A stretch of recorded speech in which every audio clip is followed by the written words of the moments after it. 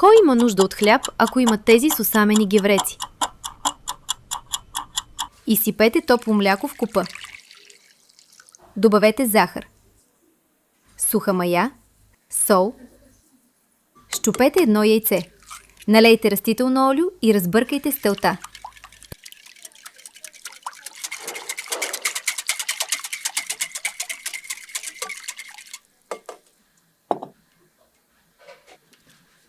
Пресейте брашно и умесете еластично тесто.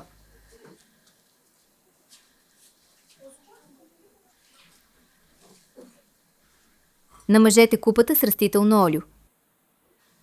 Умесете тестото.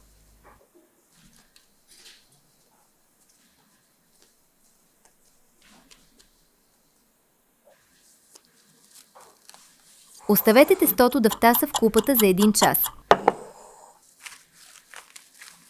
Извадете тестото на масата. Разделете на равни части и оформете топчета.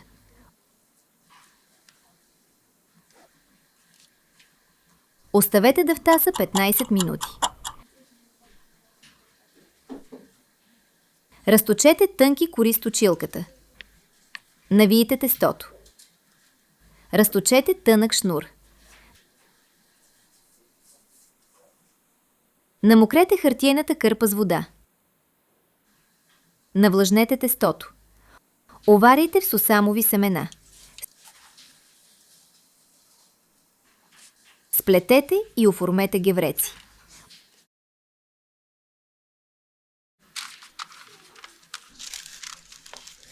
Оставете да втасат 10 минути. Нарежете и разточете останалото тесто.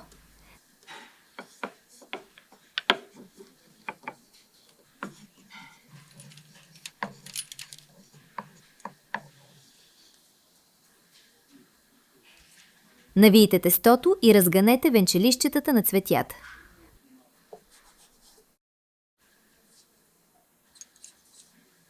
Поставете в средата. Отделете и разбъркайте 1 яйчен жълтък.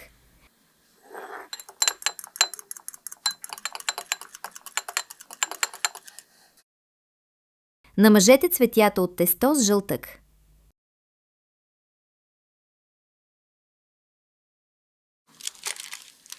Печете 30 минути. От днес вече не купувам хляб.